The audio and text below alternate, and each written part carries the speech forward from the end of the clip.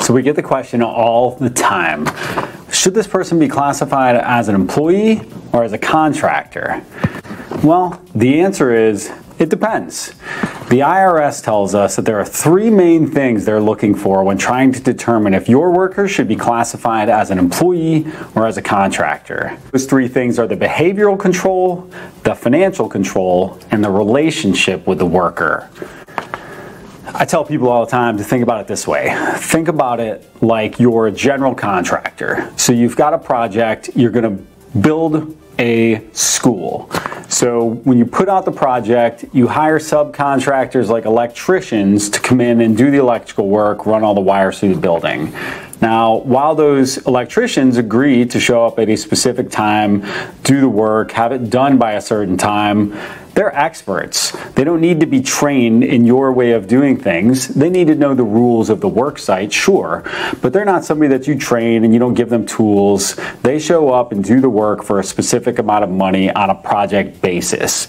If you're hiring somebody, for example, if you're hiring a social media manager who has all their own tools, they're using their own platforms, they're using their own logins, their own computer, and they're doing projects based on when you tell them to have them complete, but they're being measured on results and when it's done, then that might be a contractor relationship.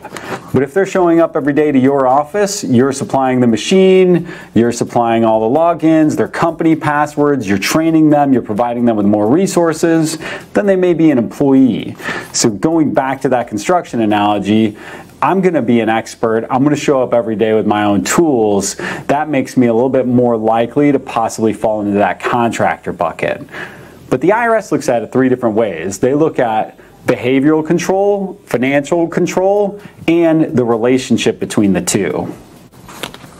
So when I talk about behavioral control, that boils down to that training. Who has control of how the teammate or the worker behaves?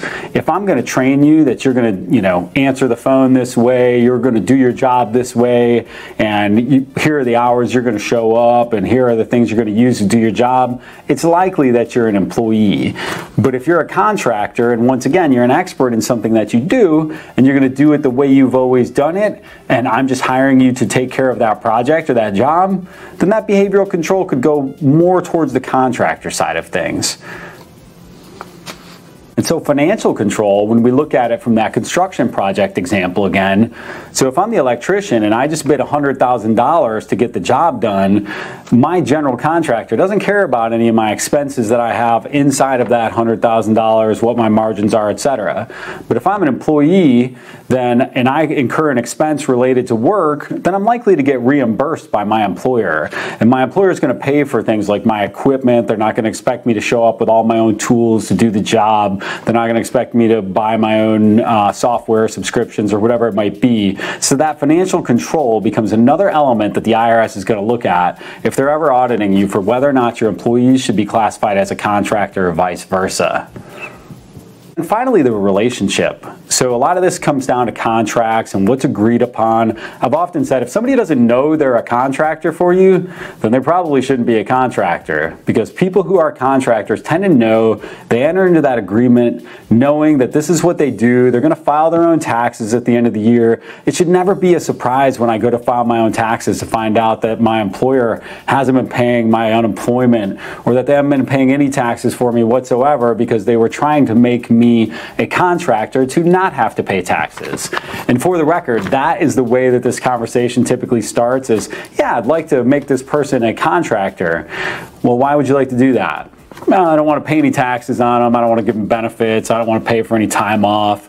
Well, those are not the right reasons. And those are the reasons that the IRS is looking for to come knocking down on your door and figure out why you're not paying any taxes. And so what happens if you do classify somebody as a contractor that should be an employee? Well, you're going to owe back taxes on all those wages, and you're going to owe penalties for failure to file and failure to pay. So is it really worth those few bucks in the long run of not paying into the taxes and not taking care of somebody who should be treated as an employee on your team? I don't know, I'll leave that up to you. But if somebody is a contractor, then by all means classify them as a contractor, but just do so with caution and understanding that at some point, it's almost always not the IRS who's going to be the one who's going to come knocking on your door and say, oh, should this person have been an employee or a contractor? It's going to be that individual who, once again, goes to file their taxes, who starts to realize, like, maybe I don't like paying all my own self-employment taxes and having to deal with this burden. Why am I not an employee? I'm checking all the boxes here, and I should maybe be a member of the team and get those benefits that the other team members do.